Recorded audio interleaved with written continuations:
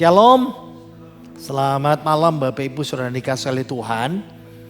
Hari ini kita Bible Class seri akhir zaman. Ya, kita sudah sampai menceritakan tentang rapture ya. Kalau saya ngajak saudara mengingat minggu lalu, ya kita belajar namanya 70 kali 7 masa Daniel. Kita sudah belajar di situ. Ya, sudah 2 minggu kita bahas. Ya, 7 kali 7 masa telah ditetapkan atas bangsamu, atas kotamu yang kudus, dan Yerusalem akan dibangun kembali. Dan ada 62 kali 7 masa sampai kedatangan seorang yang diurapi, Kristus, dia datang. Dan ada raja lagi yang lain datang, itu masa 7 tahun tribulasi, lalu masuk masa pemulihan, kerajaan 1000 tahun. Tapi kemarin kita belajar bahwa yang ini sudah digenapin dan yang ini belum terjadi. Dan itu sebabnya ada jeda, ada parentesis, ada sesuatu yang Tuhan sisipkan sebelum masuk ke masa 7 tahun tribulasi. Kita sudah belajar itu semuanya dalam 2 seri, ya, seri 3 dan 4. Bahwa itu gereja, saudara dan saya berada di antara masa Kristus datang yang pertama kali dan masa 7 tahun antikris. Roma kemarin kita sedikit belajar ya, Roma pasal 11 ayat 25, sebab, ayo kita baca 2, 3. Sebab saudara-saudara supaya kamu jangan menganggap dirimu pandai.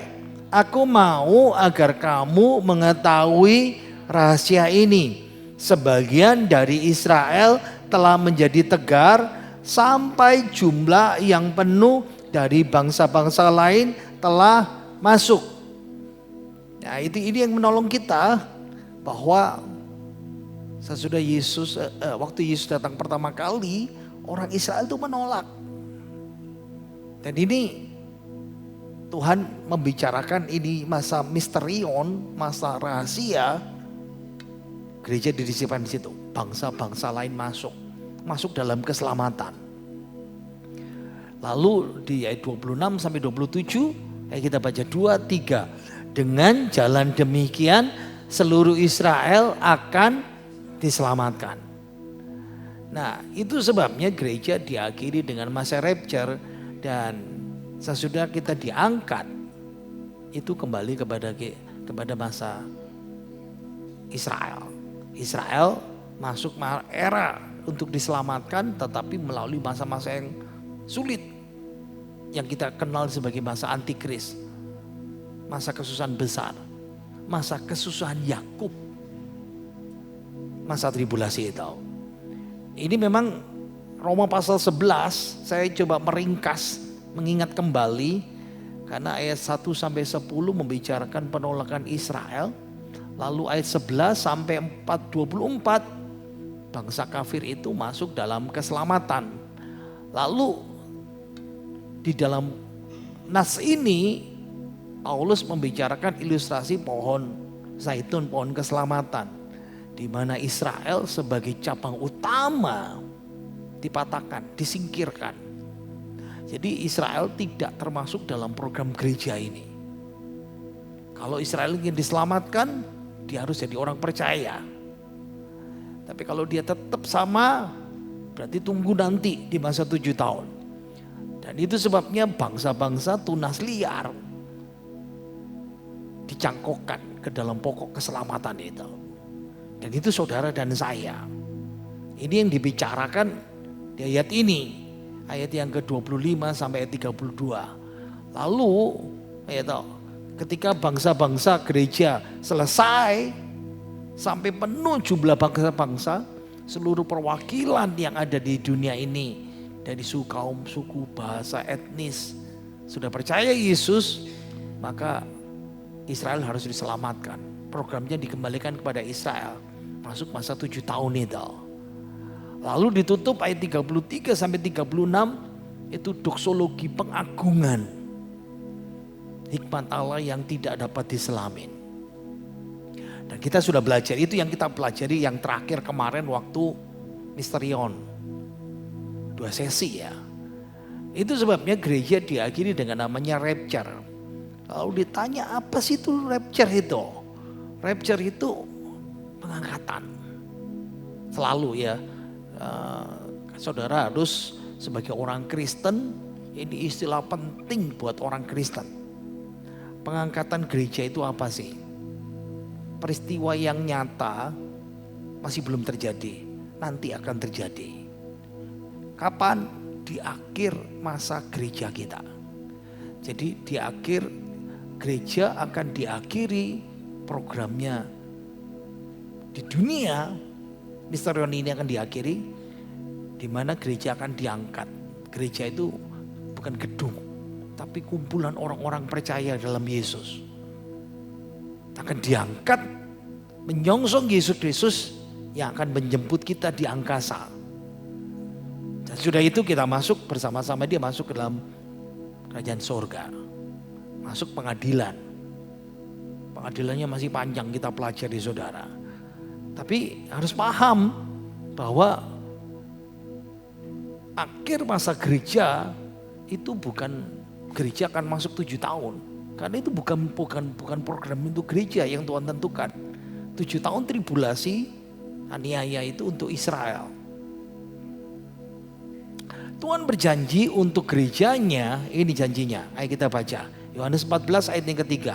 2, 3. Dan apabila aku telah pergi ke situ dan aku telah menyediakan tempat bagimu, aku akan datang kembali dan membawa kamu ke tempatku, supaya di mana aku berada, kami pun berada. Ingat ya, Yohanes ini pada jam-jam terakhir Yesus mau disalib.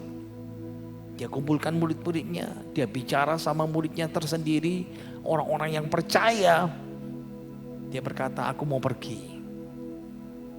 Ya dia mati, tapi dia katakan aku akan pergi kepada Bapa. Aku akan pergi ke situ, ke surga. Ngapain?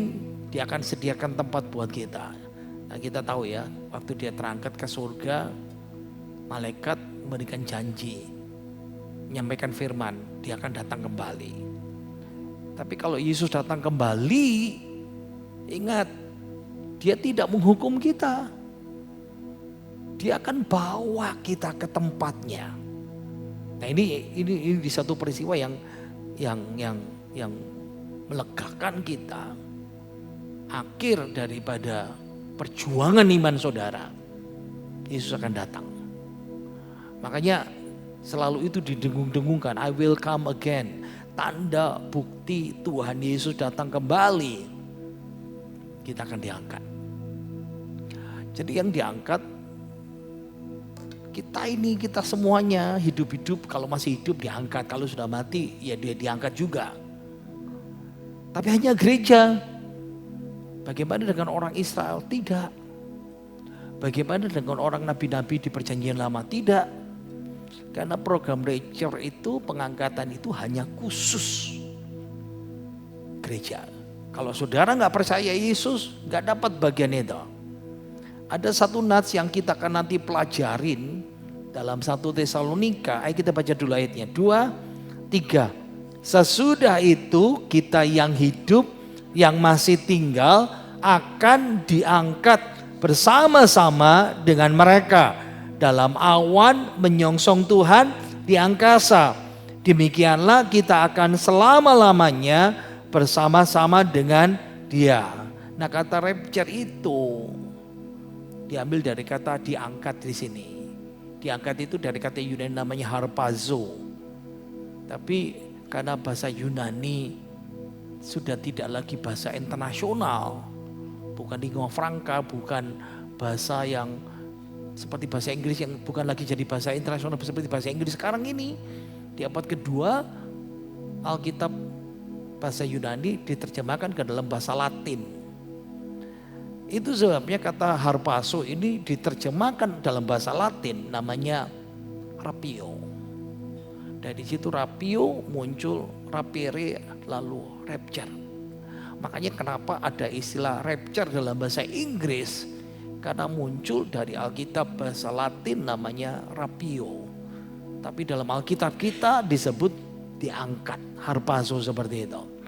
Jadi macam-macam harpazo ya pengertiannya, diangkat dalam beberapa ayat ini ya. Dilarikan, diserong, merampas dengan paksa, merebut, mengambil, merampas. Nah itu berarti ini bukan suatu peristiwa yang smooth, kalem, enggak. Jadi kita ini tiba-tiba diambil sama Tuhan. Tiba-tiba dilarikan. Tiba-tiba dengan paksa diambil dari bumi sama Tuhan. Lagi perang Israel, Amerika dan Iran. Saya ditelepon. Wah ini mau perang dunia ketiga. Yang telepon ini takut, panik saudara. Gak usah khawatir. Kalaupun nanti kalau sampai antikris datang, sebelum dia datang kita mesti diangkat sama Tuhan. Gimana? Dengar besok Jumat saya bilang gitu saudara ya. Saya nggak tahu apakah saudara termasuk orang-orang yang panik. Wah ini perang ini kayak apa ya? Nanti kita gimana ya? Nanti kalau ada masalah lalu ini jadi antikris. Wah sudah pikirannya tuh bablakrak sana sini saudara ya. Sudah nggak usah takut saudara. Ingat ya, sebelum masa 7 tahun aniaya, kita harus diangkat duluan sama Tuhan. Wow. Jadi pengangkatan itu bukan smooth, bukan pelan, enggak. Dirampas, dilarikan, diserong dengan paksa, direbut. Kita sudah belajar ya, namanya Church Age, masa gereja. Misterion kita kemarin. Dan kita sekarang masih belajar namanya rapture, pengangkatan. Jadi ceritanya masih panjang saudara ya. Lupakan itu saja. Jadi sesudah masa gereja kita diangkat. Nah kalau ditanya, kenapa harus ada rapture? Ya, kenapa harus ada rapture? Memang saudara harus paham, kita harus paham. Makanya kenapa masih belajar 70 kali 7 masa Daniel. Pengangkatan gereja itu tidak bisa dipisahkan dari 7 tahun masa tribulasi. Yang kita kemarin pelajari masa ke-70 Daniel. Yang kasih waksa kotak biru itu loh. Masa tribulasi. Jadi rapture itu harus terjadi sebelum masa 7 tahun tribulasi. Nah ini paham yang disebut sebagai pre-trib. Nanti di akhir saya tunjukkan ada yang percaya mid-trib. Satu gereja yang terbesar di sini itu mid pandangannya. Kenapa seperti itu? Nanti saya tunjukkan minggu-minggu berikutnya lagi. Tapi kita mau fokus dulu pengangkatan ini sebelum ini. Karena Wahyu pasal 3 menolong. Fungsinya rapture itu Tuhan mau melindungi kita, jemaatnya, orang percaya, gerejanya dari hari tersebut. Ini nanti dibahas lagi minggu depan. Ayo kita baca dulu Wahyu pasal 3 ayatnya yang ke-10. 2, 3. Karena engkau menuruti firmanku untuk tekun menantikan aku, maka aku pun akan melindungi engkau dari hari pencobaan yang akan datang atas seluruh dunia untuk mencobai mereka yang diam di bumi. Nah, kebetulan saya pengajar kitab Wahyu ya. Kitab Wahyu itu pasal 1 itu pendahuluan. Tapi menggambarkan Yesus dalam kemuliaan. Penglihatannya Yohanes. Pasal 2, pasal 3, nah ini pasal 3, itu 7 jemaat. Kita gereja. Gambaran 7 jemaat, gambaran ke gereja yang ada di dalam dunia. Diceritakan di situ semuanya, digambarkan. dalam surat ke-7 jemaat itu.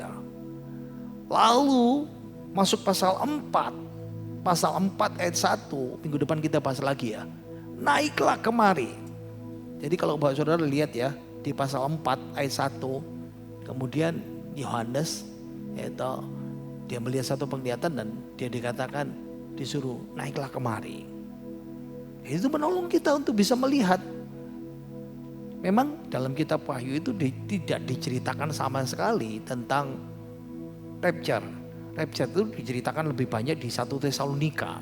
Ntar lagi kita lihat. Tapi yang harus kita pahami, karena Wahyu itu fokus, lalu pasal 4 ya, pasal 4, pasal 5, apa yang ada di takhta, anak domba yang layak membuka 7 gilangan kitab materai. Lalu masuk pasal 6 sampai pasal 19 itu bicara 7 tahun tribulasi. Jadi sebelum masuk masa pasal 6 sampai pasal 19 masa tribulasi dimulai dari pasal 4. Sesudah masa gereja pasal 1, pasal 2, pasal 3 ditutup dengan pasal 4 ayat 1. Naiklah kemari. Jadi karena engkau jemaat gereja taat sama firman untuk tekun menantikan aku pun akan melindungi engkau dari, pakai kata ek. Ini preposisi, ya preposisi dalam bahasa Yunani. Saya tunjukkan saja, tidak pakai kata peri. Peri itu around. Jadi tidak mengelilingi bumi, tidak juga pakai kata eis. Preposisi eis itu berarti kita masuk. Berarti kita nggak masuk di masa tribulasi. Kita juga tidak di sekeliling masa tribulasi. Ya toh? Tidak pakai kata dia. Preposisinya dia itu true. Kita disuruh melewati masa tribulasi. Tapi dipakai kata ek. Ek itu from, out of, away from. Dari, keluar dari, jauh dari.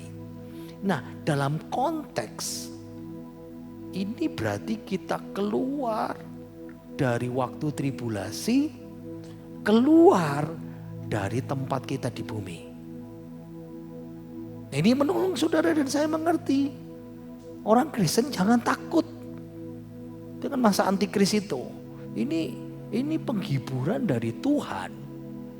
Karena ya beberapa orang ngajarin, ya termasuk ya dulu saya waktu kecil lah, ditakut-takutin kan dengar khotbahnya begitu. Ya, dari pendahulu-pendahulu kita ya, yang ngajarnya begitu. Kukunya dicabut, giginya dicabut ya. Wah, dihajar sama antikris. Ada yang bilang disetrum, saya juga nggak tahu ceritanya dari mana itu. Antikris kita akan kena tanda di tangan dan di dahi. Ya, kita keluar. Alasan lain ya, dari konteks kitab Wahyu, di Wahyu pasal 6. Nah, pasal 6 ini hukuman materai itu ada 7. Tapi hukuman materai ini masih 3,5 tahun yang pertama. Nah, ayat 17 menutup dengan sebab, ayo kita baca 2, 3.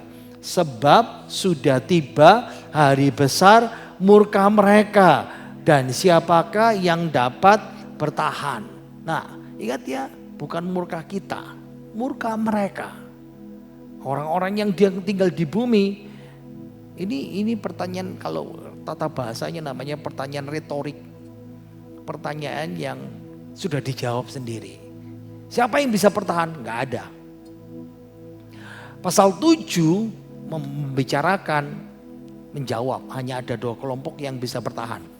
Gereja yang sudah diangkat, aku melihat sejumlah orang banyak yang tidak dapat terhitung memakai daun palem dengan memakai jubah putih berhadapan di takhta anak domba. Kita sudah diangkat. Lalu di bumi ada 144.000 orang saksi yang dimateraikan, disuruh melanjutkan penginjilan kita, pelayanan kita seperti itu. Seperti itu. Ayo kita balik lagi Wahyu pasal yang ini ya, Wahyu pasal 6 ini. Karena kita baca, karena engkau 2, 3. Karena engkau menuruti firman-Ku untuk tekun menantikan Aku, maka Aku pun melindungi engkau. Berhenti dulu. Nah, ingat ada kata melindungi. Itu dari kata Yunani namanya tereo. Tereo itu seperti benteng militer. Nah, saudara lihat gambar panah itu. Yang lebih gede itu bait Allah. Yang saya kasih gambar panah ini benteng Antonia. Ini benteng Antonia di abad pertama. Jadi tereo itu seperti benteng militer dengan perlengkapan yang menjaga orang yang di dalamnya tidak terluka. Berarti kata melindungi, idenya benteng. Berarti fungsinya rapture apa? Melindungi kita dari tribulasi, dibawa keluar dari masa tribulasi, dibawa keluar dari bumi, dan dibawa ke bentengnya Tuhan di surga. Wow, itu janji Tuhan. Jadi rapture itu satu paket sama keselamatan kita. Gini, saudara percaya kepada Yesus Kristus sebagai Tuhan Allah Juru Selamat, amin. Nah, waktu kita percaya, kita juga percaya bahwa orang yang percaya Yesus, kalau dia mati, dia akan bersama Yesus ke surga. Betul ya? Tapi keselamatan itu enggak sekecil itu. Keselamatan itu paketnya itu paket combo komplit. Kalau saudara pergi ke fast food itu ya. Yang pertama, kalau mati roh jiwa kita bersama Tuhan. Tapi kalau Tuhan datang lagi, kita akan dibangkitkan. Habis ini kita lihat, kita akan dibangkitkan dengan tubuh baru. Tapi kalau kita hidup di akhir zaman, di mana sebentar lagi masuk masa tribulasi, keselamatan itu satu paket juga. Kita akan lolos, nggak masuk. Berkali-kali ayat Alkitab 1 Tesalonika, lihat ya. 1 Tesalonika ini membicarakan kedatangan Tuhan. Lihat ayat 10. 2, 3. Dan untuk menantikan kedatangan anaknya dari surga yang telah dibangkitkannya dari antara orang mati. Yaitu Yesus yang menyelamatkan kita dari murka yang akan datang. Lihat ya. Saya saudara supaya bisa paham ini. Tribulasi terus dibicarakan tuh murka Tuhan. Dan kita balik lagi di sini. Tidak ditetapkan menerima murka. Jadi jangan pernah takut. Nah ini kelebihan orang Kristen. Kita ini punya janji yang luar biasa, yang besar, karena rapture itu bagian dari keselamatan. Yesus datang untuk kita, menjemput kita, untuk apa? Menyelamatkan kita dari murka yang akan datang. Dan ini SK-nya Tuhan. Sudah ditulis di 1 Tesalonika pasal 1 ayat ke-10. Kita tidak ditetapkan menerima murka. Sekarang ayat 9 kita baca. 1 Tesalonika ayat 9. Tadi itu pasal 1 ayat 10 ya. Sekarang pasal 5 ayat 9. 2, 3. Karena Allah tidak menetapkan kita untuk ditimpa murka, tetapi beroleh keselamatan oleh Yesus Kristus Tuhan kita. Karena lalu dari konteks ya, entah kita berjaga, entah kita tidak, kita akan bersama-sama dengan Kristus. Dan banyak orang salah ngerti, berarti hidup sembarangan, hidup dalam dosa. Bukan, entahkah berjaga itu artinya orang itu masih hidup. Entahkah tidak berjaga, entahkah orang itu sudah mati, kita bersama-sama dengan Tuhan. Karena Allah tidak menetapkan kita untuk diterima murka. Jadi SK firman Tuhan itu jelas. Gereja tidak akan ditetapkan untuk ditimpa murka. gereja diselamatkan dari murka tribulasi itu. Dan karena masa tribulasi, 1 kali 7 masa, masa ke-70 Daniel, itu untuk orang Israel, bukan untuk gereja. Wow, yang menarik ya. Saya pernah cerita sama saudara ya, sebelum pandemi 2019 mungkin, saya kan diundang 3 hari ke Kaliurang di Jogja. Saya panelis narasumber dari Kristen, yang satu narasumber dari Muslim, yang satu narasumber dari Ahmadiyah. Yang dengar mahasiswa S1, S2. 70-an lah. Dan saya dikasih kesempatan menjelaskan satu sesi ini. Dan ketika saya jelaskan ini, lalu yang tanya, wah, kalau kami nggak percaya sama Isa Al-Masih, berarti kami masuk hukuman itu. Ya, saya bilang gitu. Nah gimana caranya lolos? Percaya Yesus, saya bilang gitu. Sederhana, simple. Nah sekarang kalau tanya, lalu kalau gimana prosesnya rapture itu? Nah gambar ini pernah saya keluarkan juga ya, kalau sudah masih ingat saya pernah saya ajarkan ini beberapa tahun yang lalu. Ayatnya ini dari Tesalonika ya. Pasal 4 ayat 13 sampai 18. Nah, rasanya saya cukup hafal ini. Ayo kita baca. 2, 3. Selanjutnya kami tidak mau saudara-saudara bahwa kamu tidak mengetahui tentang mereka yang meninggal. Supaya jangan berduka cita seperti orang-orang lain yang tidak mempunyai pengharapan. Jadi Paulus ini ngirim surat 1 Tesalonika ini sama jemaat Tesalonika. Ini orang kafir, orang Yunani yang sudah jadi percaya. Nah masalahnya di Tesalonika itu ada prasasti, ada filsafat yang dipegang orang di sana. Sesudah kematian tidak ada apa-apa. Dan itu yang dijawab oleh firman Tuhan. Hei jemaat Tesalonika, kamu mesti ngerti. Ketika orang ditinggal, duka citanya itu berbeda. Kalau kamu percaya sama Yesus. Kenapa? Karena orang percaya dia punya pengharapan.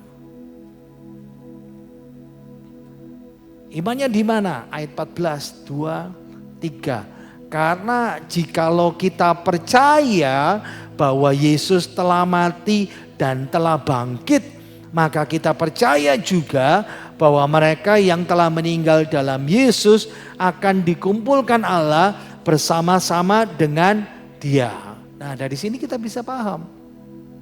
Imannya mesti lengkap. Karena Yesus juga dipercaya oleh kelompok yang lain, tapi Yesus juga sama seperti kita.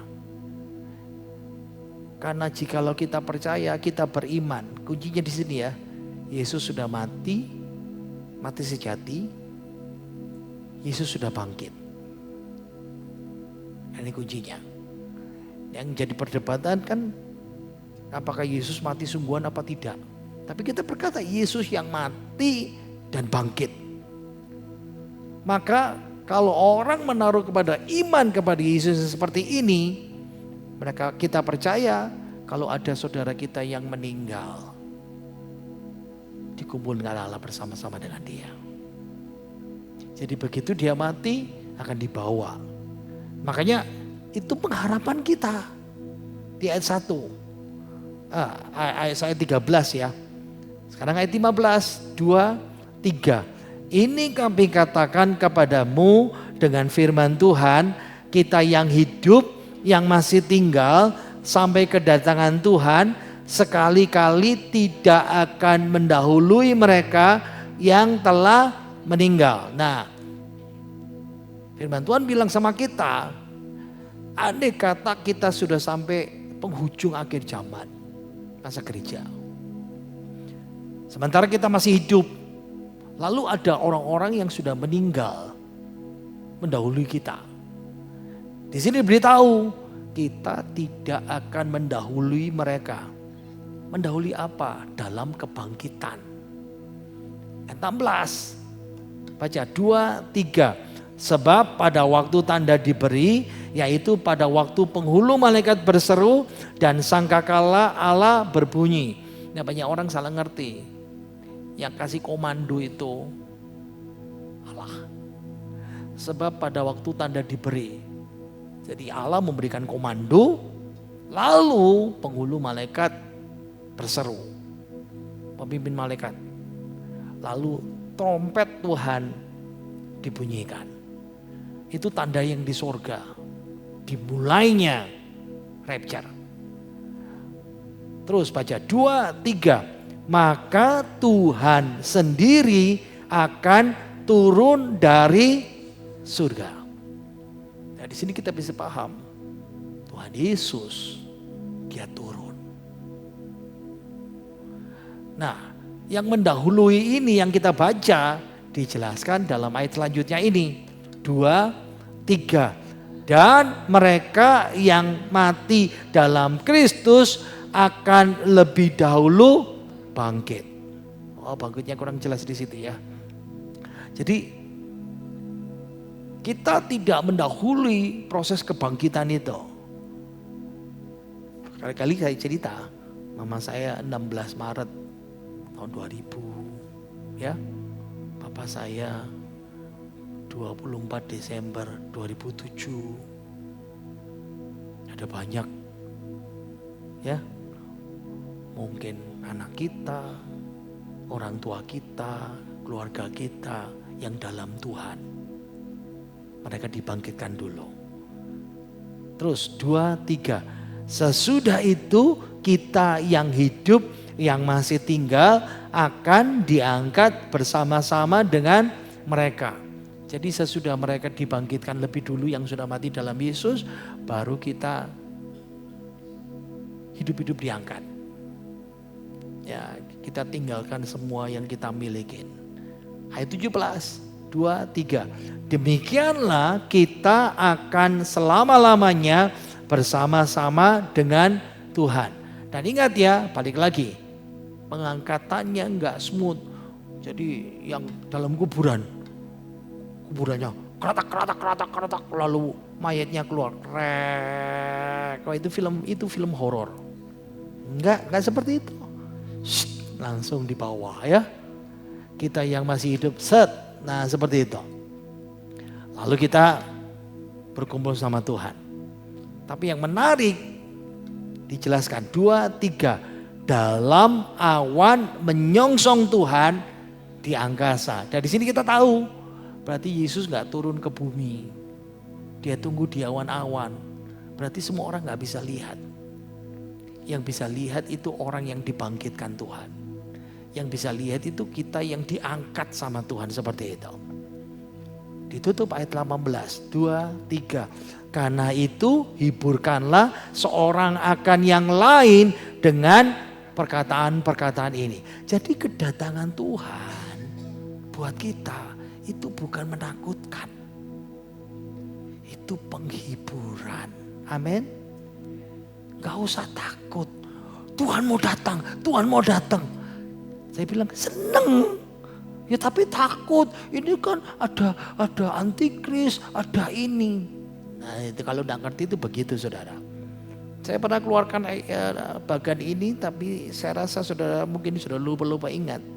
Ingat ya, ini keadaan manusia di antara kematian dan kebangkitan. Ini tentang kehidupan kita. Dan yang membedakan adalah 2000 tahun yang lalu Yesus mati buat saudara dan bangkit buat kita. Alkitab mengatakan kata Ibrani, manusia ditetapkan mati satu kali dan sesudah itu dihakimi. Kita pasti mati. Semua orang pasti mati karena dosa. Tapi yang membedakan adalah 2 Korintus pasal 5 ayat 1 sampai ke 3. Jika kemah kediaman kita ini di bumi dibongkar, tubuh mati. Allah menyediakan suatu tempat kediaman yang kekal di sorga.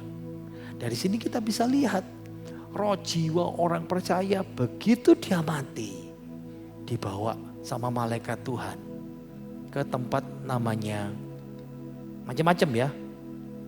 Firdaus. Yesus bilang sama penjahat di sebelahnya yang percaya, hari ini engkau bersama-sama aku dalam Firdaus.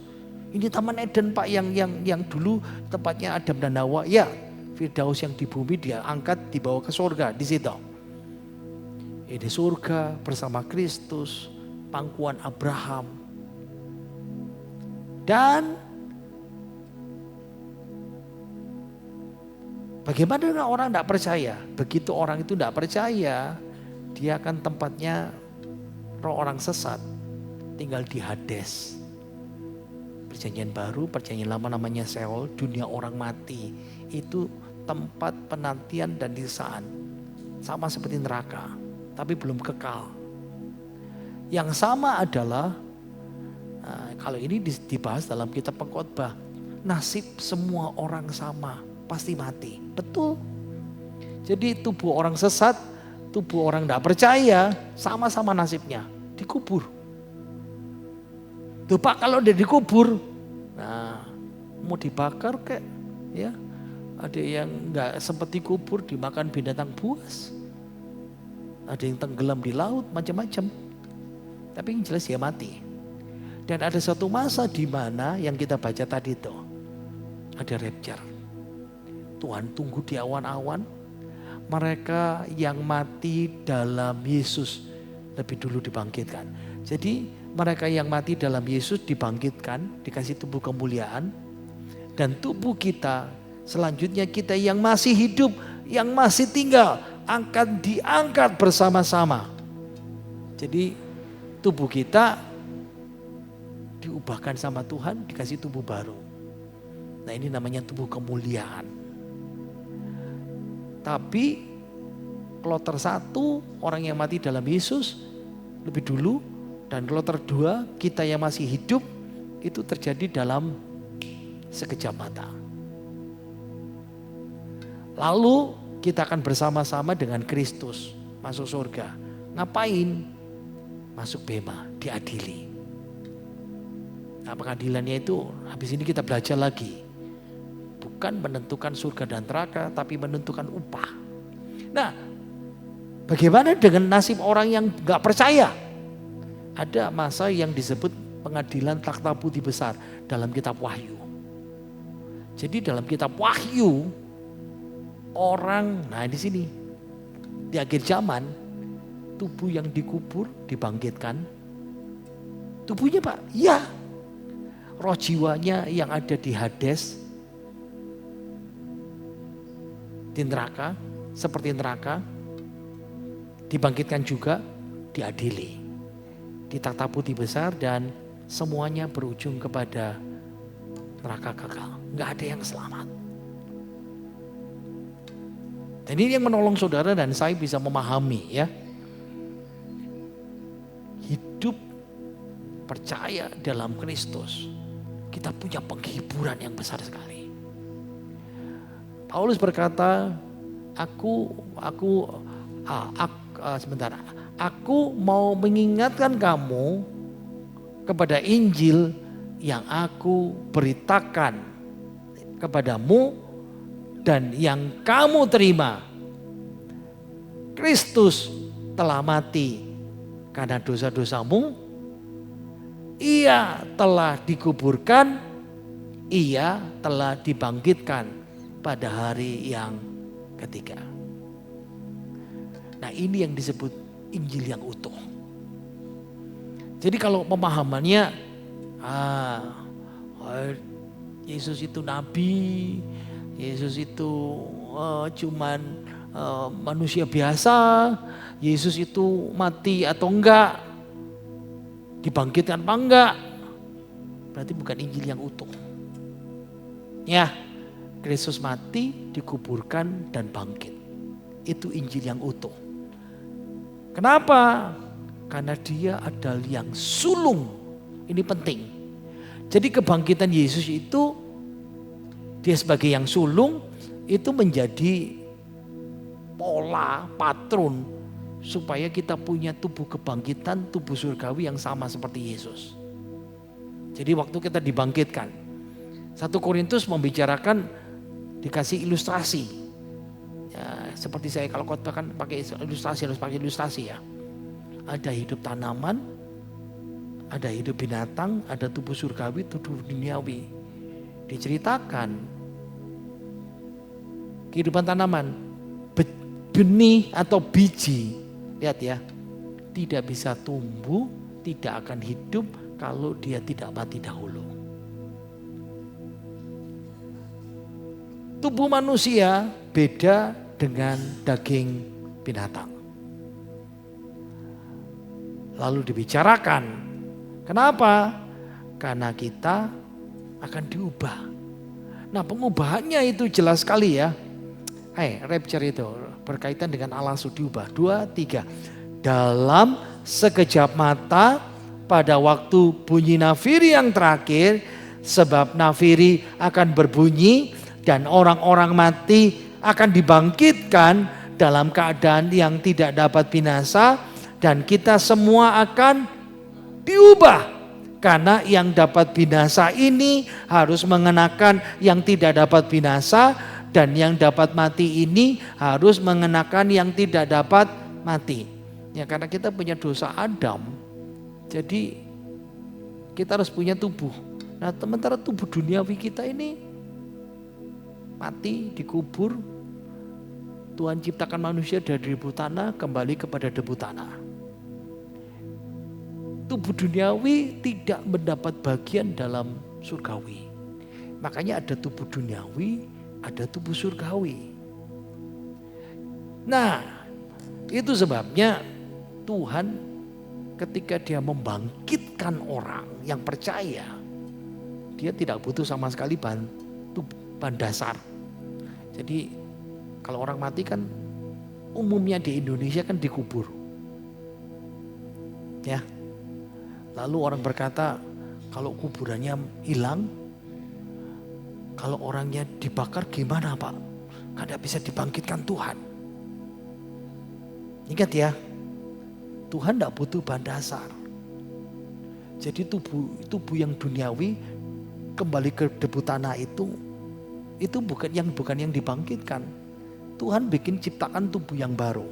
Ayo kita baca Filipi pasal 3 ayat 20-21. Abaikan tanda kurung 2-3. Karena kewargaan kita adalah di dalam surga.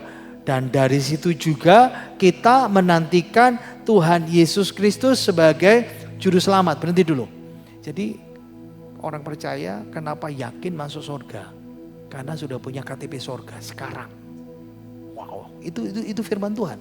Kewargaan kita sudah dicatat, kita orang kerajaan surga. Dari situ kita menantikan Tuhan akan datang kembali sebagai juru selamat. Kenapa? Ayat 21, 23. Yang akan mengubah tubuh kita yang hina ini sehingga serupa dengan tubuhnya yang mulia menurut kuasanya yang dapat menaklukkan segala sesuatu kepada dirinya. Jadi mengubah meta skematisasi, mengubah meta skemati bagan. Jadi Tuhan hanya butuh gambar kita, blueprint. Makanya kita diciptakan dengan gambar dan rupa Allah. Jadi cara mati seseorang, cara penguburannya, mau dikubur model apa saja, tidak mempengaruhi orang itu dibangkitkan. Karena kita orang Pantai Kosta akan diajar, mati, ojo dibakar, gak masuk surga, gak dibangkit oleh Tuhan. Itu yang ditakut-takutin sama kita kan bertahun-tahun. Tuhan gak butuh bahan dasar itu. Jadi karena tubuh yang diciptakan, tubuh kebangkitan, itu lebih mulia. 1 Korintus pasal 15 ayat 42 sampai 44. Dari yang bisa mati, tubuh kebangkitan, tubuh surgawi tidak bisa mati. Tubuh duniawi sekarang diikat dalam dosa. Nanti kita tidak bisa berdosa lagi. Tubuh kita ini lemah. Lihat ya, saya lemah, saya cacat tangan saya. Tapi nanti kita akan berkuasa. Tubuh kita sekarang alamiah, nanti tubuh kita rohania. Saudara masih ingat enggak saya pernah keluarkan ayat ini? Ayo kita baca ayat 43. 2, 3. Ditaburkan dalam kehinaan, dibangkitkan dalam kemuliaan. ditaburkan dalam kelemahan, dibangkitkan dalam kekuatan. Jadi tubuh yang cacat, yang gak sempurna, ada orang buta, ada orang gak punya kaki, ada orang gak punya tangan. Ada yang lahirnya, ada yang cukup mengerikan ya, hanya sepanjang hidupnya bisa hanya kedip-kedip saja, menerima makanan dan gak bisa bergerak sama sekali. Nah itu penghiburan buat kita. Tubuh kita renta. Itu umur 50-an, 60-an, 70-an, 80-an. Waduh rasanya waktu kalau saya lihat TV ada oma-oma, opa Jepang umur 98 masih jualan, umur 100 masih jualan. Lalu istri saya, wah keren ya hidup seperti ini. Tapi gimana pun pasti akan mati. Tubuh kita sempurna. Nah, saya bilang juga, kalau ada anak yang punya Down syndrome, orang tua punya keluarga Down syndrome, bagaimana orang Down syndrome Pak? Sama, diubahkan sama Tuhan. Wow, jadi Tuhan bisa mengubahkan secara sempurna. Lalu bagaimana Pak punya waktu bayi meninggal? Kita baca 2, 3. Ketika aku kanak-kanak, aku berkata-kata seperti kanak-kanak. Aku merasa seperti kanak-kanak. Aku berpikir seperti kanak-kanak. Sekarang sesudah aku menjadi dewasa, aku meninggalkan sifat kanak-kanak itu. Karena sekarang kita melihat dalam cermin suatu gambaran yang samar-samar. Tetapi nanti kita akan melihat muka dengan muka.